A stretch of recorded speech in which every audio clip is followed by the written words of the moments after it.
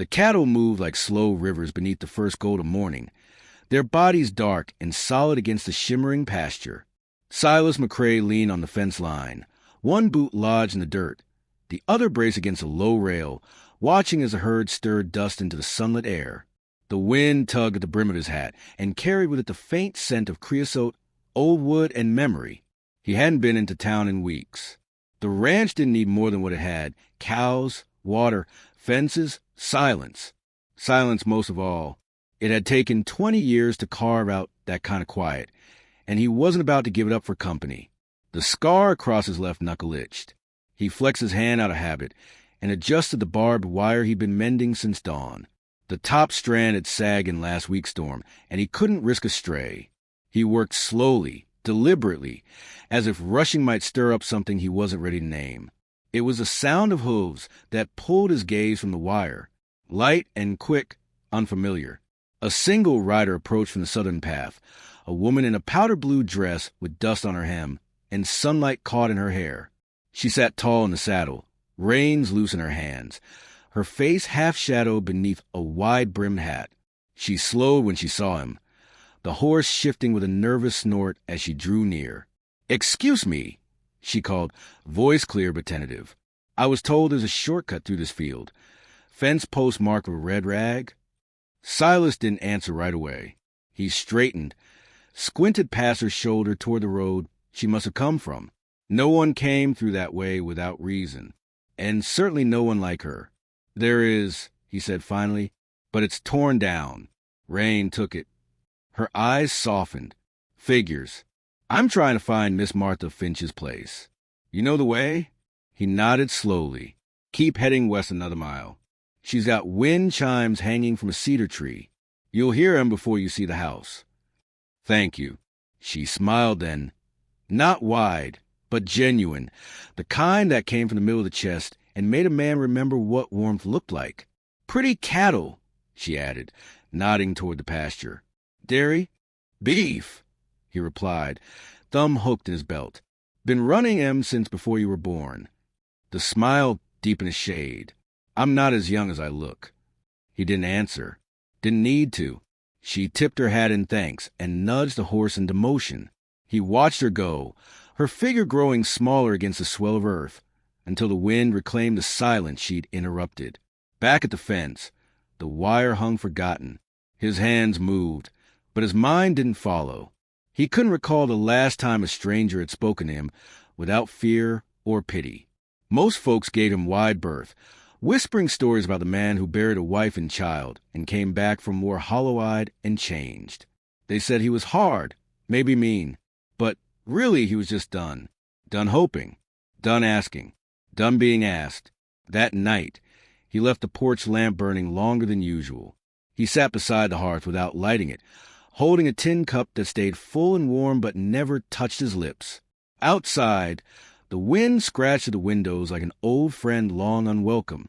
He dreamed of Lorna that night, not the way she died, sweating and silent, blood in her teeth, but the way she used to hum when brushing her hair. He woke up before dawn, breath-tight, the dream still sitting heavy behind his ribs. Morning came gray and reluctant. The clouds hung low, heavy with something they wouldn't give. Silas hitched the wagon and made a slow ride to the edge of his land to check the southern fence again. A coyote had dug under one of the posts. He set to work, tamping the earth and reinforcing it with a spare rail. He was so focused he didn't hear her approach until a horse snorted nearby. "You were right," she said, dismounting with practiced ease. "Found Martha's place. She fed me biscuits the size of saddles and asked every question I didn't want to answer." Silas wiped his brow with the back of his wrist. "She's got a talent for that." "I brought you something," she said, untying the strap of her satchel. From it, she pulled a folded paper. A sketch, his cattle in rough charcoal strokes, grazing beneath a big sky, their shadows long and softened. He took it without speaking, eyes moving over the lines. It wasn't perfect, but it was honest. He saw himself in the corner, a dark silhouette, hat low, leaning into the wind. "I didn't mean to draw you," she said, "but you were there." Silas folded the sketch and tucked it into his coat. "Thank you." She glanced around the field. Mind if I see them up close? The cows. He blinked. You want to see the cows? She shrugged. I'm a school teacher. Kids love cows. I figured I ought to know more than their spelling. Something tugged at his chest. Not quite laughter, but close. They won't bite, he said. They walked in silence to the nearest grazing patch. She moved carefully, speaking to the animals in a quiet, amused tone, like they might answer if she asked gently enough. You've got names for them? She asked. He shook his head. Names make things harder to lose. She looked at him then, long and still. That sounds like someone who's lost too much already. He met her gaze, the wind catching his collar. Maybe. They stood like that a moment, surrounded by animals and wild grass and the hush of everything not said. I'm Clara, she said finally. Silas. Clara extended her hand. He hesitated, then took it. Rough palm to soft fingers, a simple touch that sent something old flaring behind his ribs. Not fire, not yet, but the smoke that comes first. As the wind picked up again, Clara smiled. Well, Silas, I think your cows are lovely. He looked at her, not the way a man looks at a woman, but the way a man looks at the world when it starts to turn again after too long standing still. She turned to leave, the hem of her dress catching on a stalk of dry weed. He reached to free it, his fingers brushing fabric and skin. A flicker of something passed between them, and for first time in 2 decades, he didn't pull away. He watched her ride off down the same trail as before, and this time, the silence she left behind felt less like absence and more like an invitation. The sky was a pale, aching blue the next time Clara rode in. No clouds, no promise of rain, just a kind of open air that made a man feel small under it. Silas was sharpening a blade on the porch steps when he heard the soft rhythm of hooves and the subtle creak of saddle leather. He didn't lift his head right away. Part of him thought he'd imagined it. But when he looked up, she was there again, reins coiled loosely in one hand, a satchel slung over her shoulder. I brought my pencils, she said, as if it explained everything. Silas nodded slowly, wiped the blade, and gestured toward the north pasture. Plenty of light this time of day. She dismounted without hesitation. No announcement, no chatter. Just the easy silence of someone who understood that quiet wasn't always absence. They walked side by side to the tall grass, the breeze stirring the edges of her dress, carrying with it the scent of saddle oil, lilac soap, and the faintest trace of ink. She didn't ask permission. She simply sat on a patch of flattened earth and began sketching. Silas leaned against the fence, arms crossed, eyes on the herd.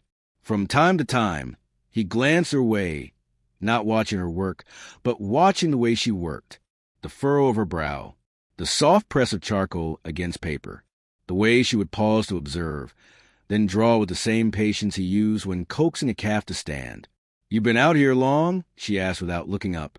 Since I was 20, he said. Before that, I was in a uniform. Didn't suit me. What does suit you? Solitude, he answered, then regretted it when her pencil slowed. But she only nodded. Sometimes quiet is the only thing that doesn't ask anything of you. He looked away at that, toward the hills rolling like old shoulders in the distance.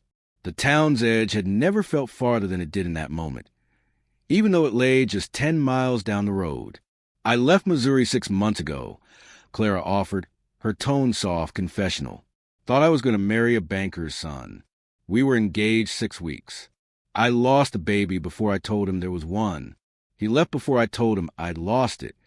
Silas felt the words land heavy in the grass between them. I came west to forget, she continued. Turns out forgetting is just another kind of remembering. The wind moved through the pasture then, making the grass whisper in long, mournful waves. I buried my wife 20 years ago, Silas said, the words rough like stones in his mouth. And our son with her. He was born early. Neither of them made it.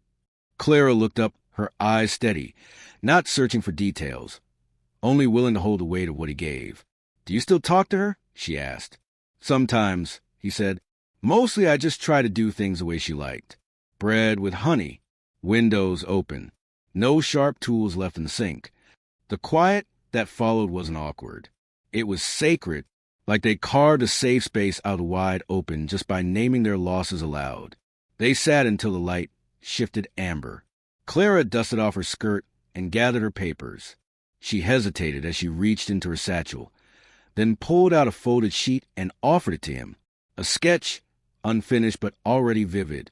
One of the cows in profile had bent to graze. Behind it, a faint outline of a man at the fence, him loosely drawn but unmistakable. Not hard, not grim, just still.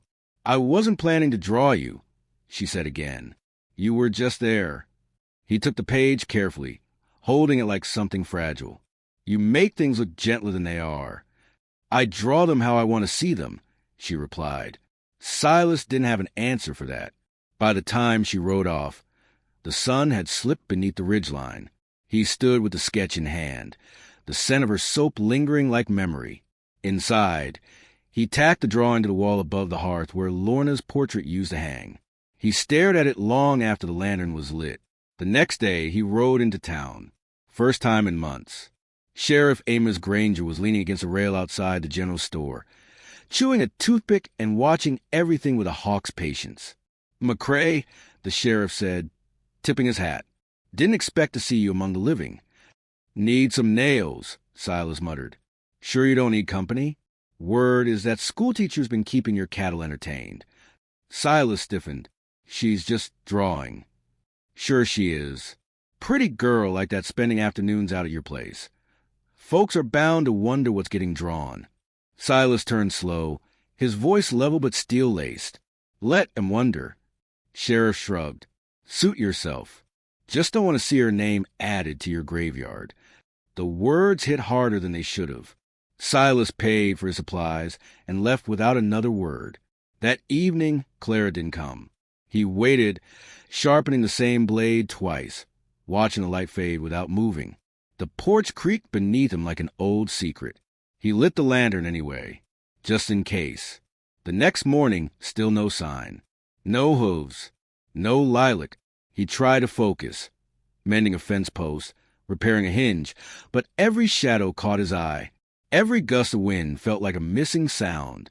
He didn't realize how much space she'd filled until it echoed again. Late that afternoon, he walked to the cedar tree behind the house, where he'd buried a box of Lorna's things after the funeral. Letters, a lock of hair, a handkerchief that still smelled like lavender if he imagined hard enough. He dug it up, not to read, just to hold it again. Remember was real. When he stood and turned back toward the house, a figure sat on his porch steps. "Clara." She rose slowly as he approached. No smile, no words yet, just a kind of tired in her eyes that hadn't been there before.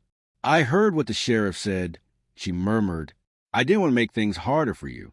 Silas took a breath that felt too big for his chest. "It's already hard, but that ain't your fault." They stood in the failing light, two people scarred by things that never asked permission. "I don't care what they say," she said finally. "I don't either," he replied. Then, after a pause, "But I don't want you hurt because of me." "I've been hurt before," she said. "That's not the part I'm afraid of." "Then what is?" "That I might stay," she whispered. He looked at her, truly looked, and something inside him shifted. Slow, tectonic, like land learning to rise again after years of sinking. "Then stay," he said. But even as the words left his mouth, the wind picked up, and a cloud darker than any they'd seen rolled over the ridgeline, carried with a storm that neither of them had planned for. The rain came fast, like a grudge finally spoken aloud. It swept over the ridgeline in sheets, swallowing the hills behind it and turning the dry earth to steam. Silas barely had time to usher Clara into the barn before the skies broke open. Lightning lit the rafters in quick, silent flashes, and the tin roof trembled under the weight of it all. They stood in the center aisle, surrounded by the warmth and breath of cattle. Clara's hair clung to her neck, soaked from the sprint across the yard. She didn't seem to care. Neither did he. He'd gone 20 years without needing anyone, and now, standing close enough to feel her breath, he couldn't remember why he thought that was safer. "Storm's a mean one," he muttered, as if either of them needed reminding. She wiped her hands on her skirt, smudging charcoal and rainwater together. "Do they get scared?" "The cows?" He looked at them. Nah, they're used to the weather. They just wait it out. She nodded slowly, as if the words meant more than they said. Silas leaned back against a post, arms folded. You came back. I told you I might stay, she said. I didn't believe you. I know, she said. That's why I came. Something in him cracked at that, quietly, like thought or splitting beneath a boot. She wasn't asking for a place to hide. She was asking to be seen. And he'd spent too long pretending he couldn't look. I was scared, he admitted. Still am. Clara stepped closer, her voice low. Of me? Of losing someone else. Of letting the wrong things matter again. Of letting them go. She reached out, brushed the back of her hand along his sleeve. Not to claim him, but to steady him. The wrong things already mattered. You just lived with it. Now maybe it's time to let the right ones matter, too. Thunder cracked overhead. A young calf in the corner let out a soft cry. Silas moved to calm it, kneeling beside the pen, his hand firm and reassuring. Clara watched him, not the way a woman watches a man, but the way a witness watches someone become more than they were yesterday. He stood again, slower this time, the storm still pressing against the roof. You said you weren't afraid of being hurt, he said. I'm not, she replied. I'm afraid of being forgotten. His eyes met hers. Then don't leave. She smiled, small but enough. I wasn't planning to. They sat on an overturned bucket and a hay bale, listening to the storm work its way through the valley. He told her about the day Lorna sang to the cows during a lightning storm, just to keep them calm. She told him about a tree she used to climb as a girl, how the wind sounded like voices when it moved through the leaves. Neither story mattered on its own, but told side by side, they filled the silence in ways neither of them had managed alone. When the rain finally eased, it left the world soft and smelling of turned soil. The sun hadn't returned yet, but light pressed at the edges of the storm clouds, promising something beyond the gray. They walked back to the house, boots squelching in the mud. Silas opened the door and waited for her to enter first. She didn't hesitate. Inside, the room felt different, less like a shrine to what was lost, more like a place waiting to be lived in again. He lit the fire, not because it was cold, but because the glow made the room feel full. She peeled off her wet shawl and draped it near the hearth. He handed her a mug of coffee, without asking if she wanted one. She took it with a nod, fingers brushing his. After a while, she stood and wandered the room. Her eyes settled on the sketch she'd drawn, the one of the cow and the quiet man at the fence. It hung where Lorna's portrait used to be, framed by the nail she'd once chosen herself. You kept it up, Clara said. Felt like it belonged. She turned back to him, her eyes shining with something soft and fierce. I wasn't just drawing cows, Silas. I know, he said. You were drawing me, and maybe a little of yourself, she added. They sat again, side by side on the bench beneath the window. Outside, the storm had passed, but the land still glistened, washed clean in the wake of something that had shaken the roots. I was wrong, she said. About what? The cows, Clara whispered. They weren't the reason I came. They were just the excuse. He looked at her, the weight in his chest lifting in a slow, deliberate rise. Then what was the reason? She reached for his hand, curled hers around it like a ribbon pulled tight. I wanted to see what a man looks like when he's ready to start again. Silas didn't answer. He didn't need to. He lifted her hand to his chest, where his heart thudded like a gate swinging open for the first time in years. The sound of rain still echoed on the roof, but inside it was quiet, the kind of quiet that held breath and hope and something just beginning. Later, when she'd fallen asleep on the old settee and he sat watching the fire burn low, he whispered aloud for the first time in a long while, "Thank you for asking about the cows." Because without the question, he might never have answered.